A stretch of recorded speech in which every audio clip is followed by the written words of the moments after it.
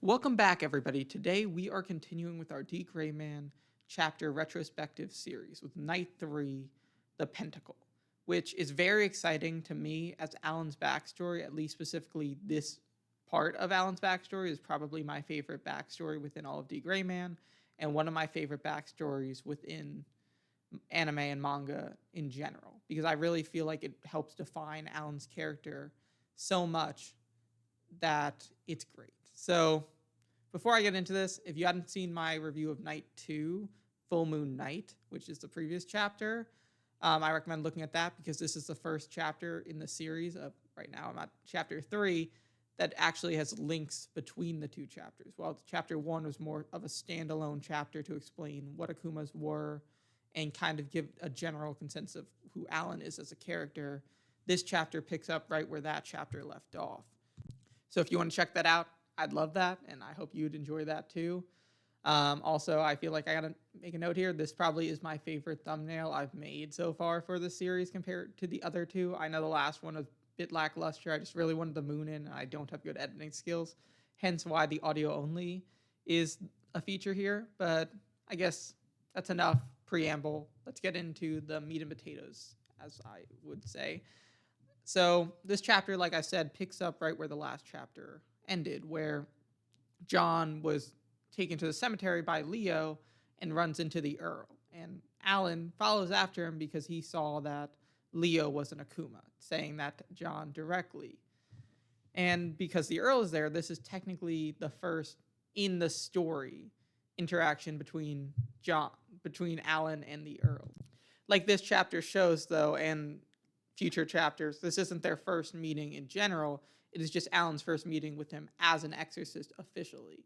So Alan, once again, reaffirms that Leo is an Akuma and then greets the Earl. So the Earl is like, "Who are you?" Where Alan responds that, "I am an exorcist. I am your nemesis. I am Alan Walker." So the Earl is like, "You're an exorcist." He's like, "I deal with these all the time."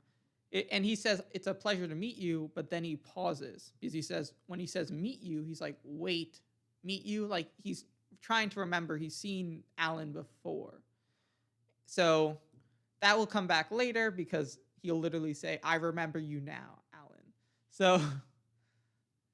So anyways, Alan kind of continues to try to salvate this, which is such a weird word there, bring salvation to Leo's mother's soul, but John gets in the way, preventing his anti-Akuma weapon arm to destroy Leo. Because he's like, "Leo can't be an Akuma. We were friends this whole time. We protect the city. There's no way that he can be an Akuma. You have to prove it to me that he is. I can't just let you destroy my best friend." But then, sadly, Leo turns into a level 1 Akuma, where this is one of the few times I feel like we see the level 1 Akuma's like mortar guns kind of like all shift directions. It feels like they all generally are pointing like universally, like all level 1s look the same, and those are just widespread all around the body so it can attack anywhere. But this is a time where we actually see them target somebody specifically, especially at point blank range here. So he doesn't hear Leo talk, and we obviously see the Akuma behind him, and Alan has to take the hit for him. And right now, this is where we find out what exactly the Akuma bullets are. They're laced with a poison that destroys human flesh, and once the virus hits, it spreads throughout the body and tears apart. This is what we saw with Charles in chapter 1, when he slowly like faded to oblivion, and we see that Alan now has the pentacles or the pentagrams on him from taking that hit. Well, technically, we already knew what it did because even just the remaining like gas around Charles disintegrating, Alan protects Moa to say that like, "Don't breathe this in, it will kill you too." But this is where we officially get some of this context because as mentioned in the previous chapter, John's dad is a scientist at the Order, so he is able to read these notes and understand like what's the deal with Akuma and what they generally know about them. Also, I didn't mention this in the previous review, but John is the son of Russell, and as an anime watcher to start with is what I meant. I I obviously know Russell because he was introduced in the episode where why Lena Lee and Toma, the Finder, are in the episode version, which is episode 6 and 7, I think.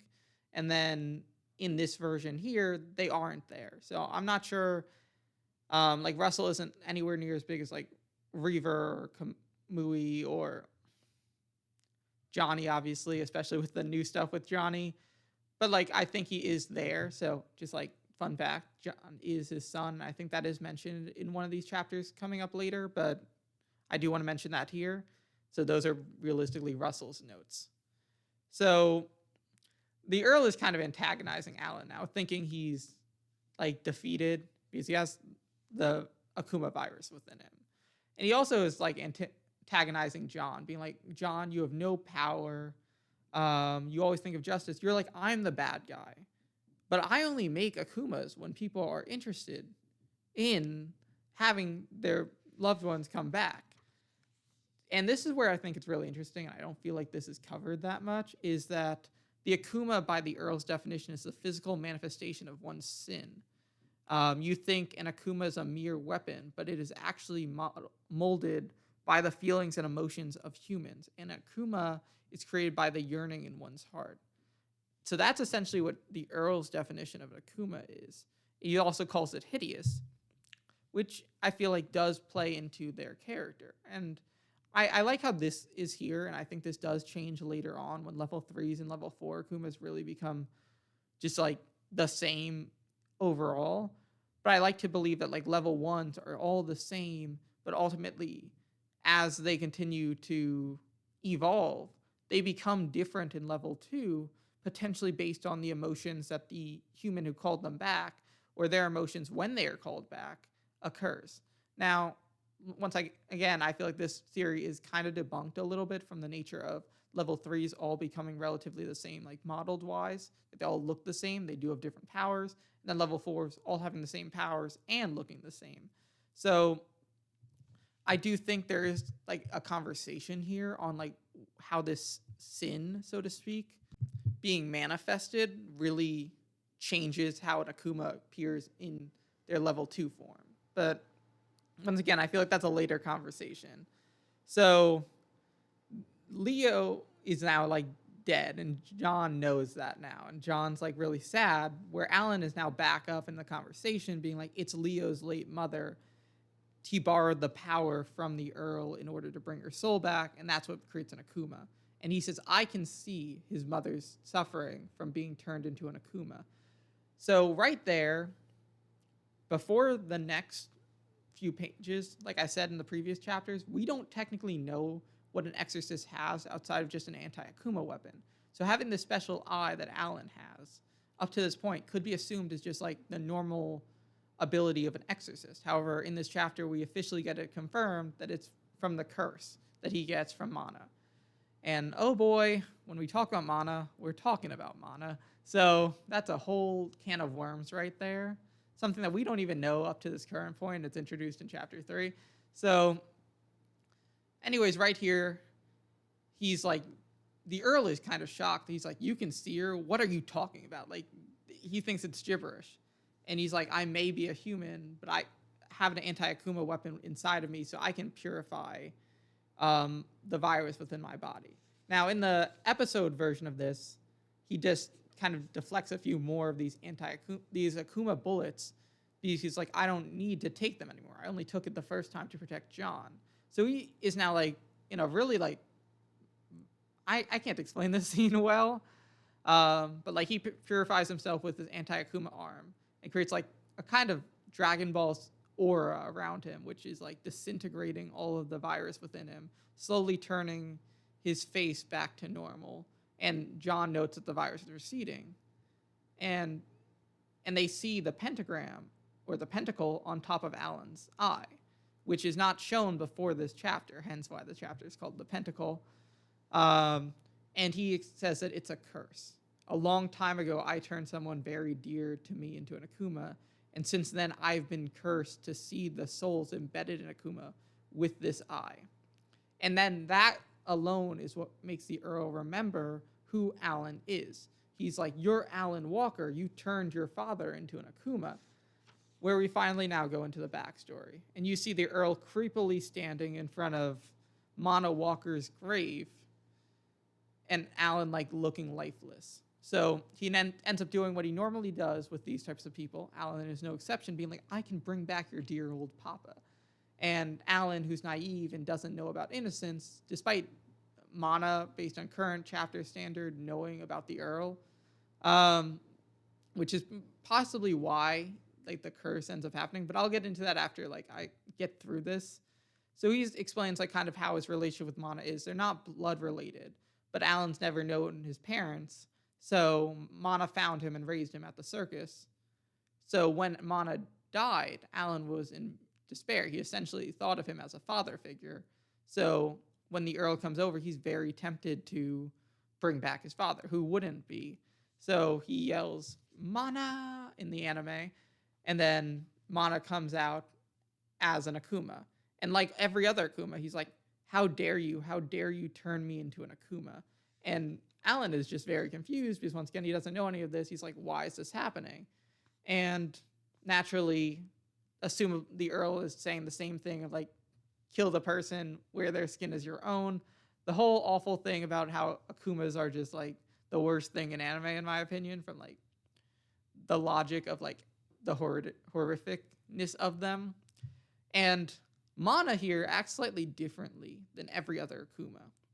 The other Akuma seem to make it quick, but Mana decides to curse Alan, which is something we don't see from any other Akumas out there, where he slashes Alan over the eye, saying, I curse you, which is what gives him the pentacle or the pentagram above his eye and the ability to see Akumas. But luckily for Alan, he already has an anti-Akuma weapon arm, so when Mana's Akuma is attacking him, he is now able to just like let his arm grow out, and the arm kind of attacks the Akuma on its own.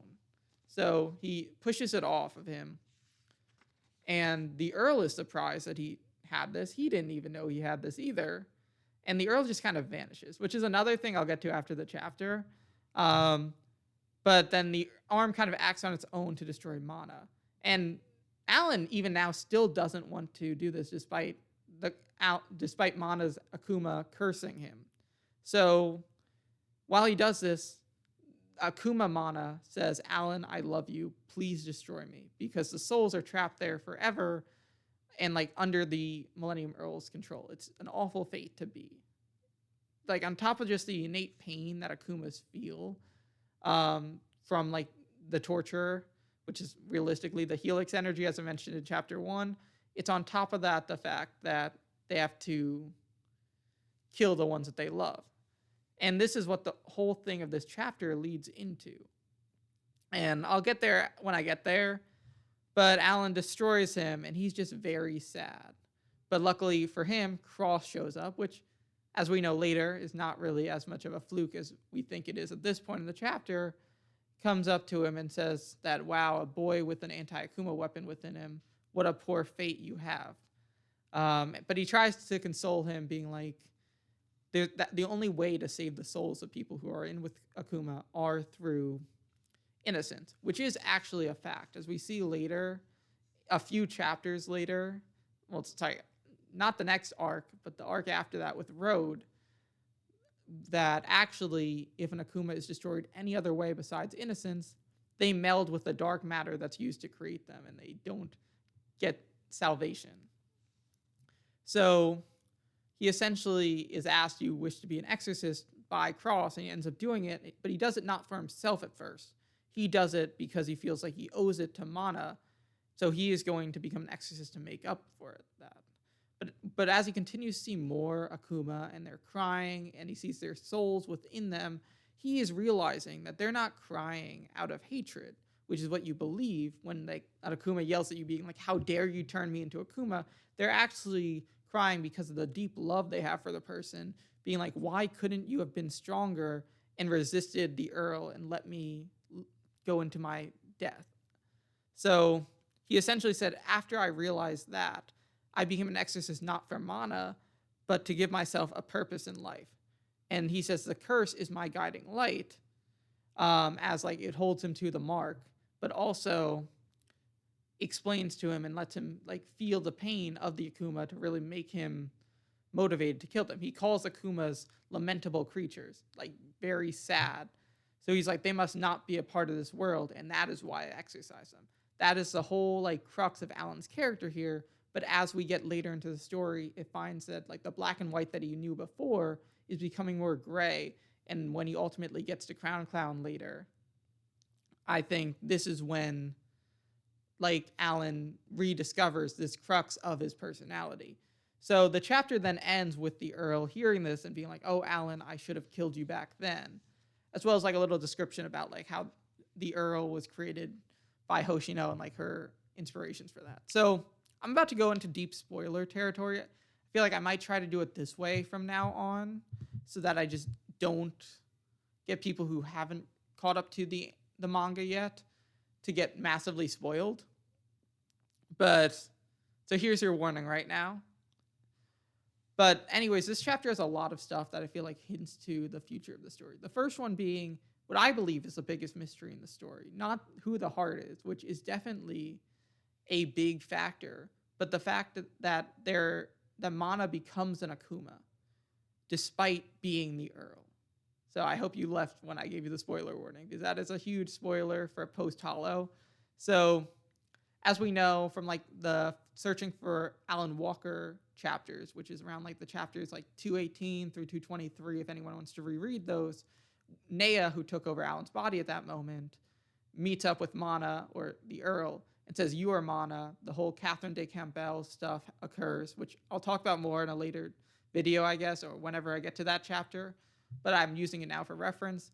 And the whole thing here is that the Earl blames Mana for the death of Nea just because he loves Nea, and they were both originally part of the same whole. So while Mana is able to reabsorb kind of the powers, having this experience as two different beings kind of makes him need the other one. He kind of becomes codependent on Nea. And there's a nice dichotomy here where Mana and Alan are like have this great relationship with each other, and also Nea and the Earl. So they both within two bodies have both different reactions to each other, where Alan still believes the Earl is his enemy, most likely, as he is Helveska's destroyer of time. And then obviously the Earl doesn't like Alan, but likes Nea. And then Nea and Alan obviously have some stuff, and Earl hates Mana. So it's a whole like massive web of relationships between just these four within these two. And essentially, we don't know what happens. We know that the Earl essentially in his head starts blaming Mana. He destroys his face because whenever he looks in a mirror, he would see Mana. He would see the person who killed Nea, and essentially only thinks of himself as the Earl. He hates Mana, but only thinks of himself as the Earl. But on the other side, taking a soul is a different task than taking Mana, than like just like ignoring a part of yourself. So how does the Earl actually get Mana to become an Akuma? It does explain, though, some instance here where Mana is able to give Alan this curse. It's something we never see from any other Akuma, so it is something that we can imply here, that due to Mana's knowledge of the Earl, which he definitely has based on Alan's future backstory at the circus tent, and like him being scared of the Earl, that it is possible that he has the knowledge to curse someone and some of this stuff, while most souls do not. And most souls do not have like the sense of will to just start attacking to kind of delay the inevitable and protect their loved ones. But that is kind of where I stand on this, and it's something that I really hope does get fully explained later. I think it has to. Obviously, the heart will be, but I think this is the bigger mystery to me. Like, is Mana technically a separate soul within the Earl? Because they're the same being, but they also can both coexist in one place with the Akuma version. But we also see later in one of the more recent chapters as well that Mana's grave is empty. So what Mana was Mana, he was the Earl, despite the Earl also being active within that time. It's a whole can of worms right there that I do hope gets explained. But nonetheless, I think the bigger thing from this chapter, like more directly to this as well, is the fact that it ends with the Earl saying, I knew I should have killed you back then. And you could argue maybe subconsciously he either knows of the mana within him that wants to protect Alan, or can sense the 14th memories within Alan, and that is why he leaves. You would figure the Earl, who is way stronger than your average exorcist, he is the strongest of the Noahs, assumably, and someone who is able to at least clash with Crown Clown Alan later. So a stronger version of Alan is still weaker than the Earl currently, as well as he's also someone that Cross doesn't necessarily just instantly want to fight. So with all that said, the fact that he was willing to leave after an anti-Akuma weapon shows up in a kid who clearly does not know how to use it feels very strange. Back then, you could argue he wasn't ready to destroy innocence yet or needed something for that, so he left him be then. But now, we are like at most a few months before he starts hunting down exorcists to destroy the innocence in his search for the heart, which realistically he was searching for the heart the whole time, but at least in my own headcanon there, I can justify it in the past.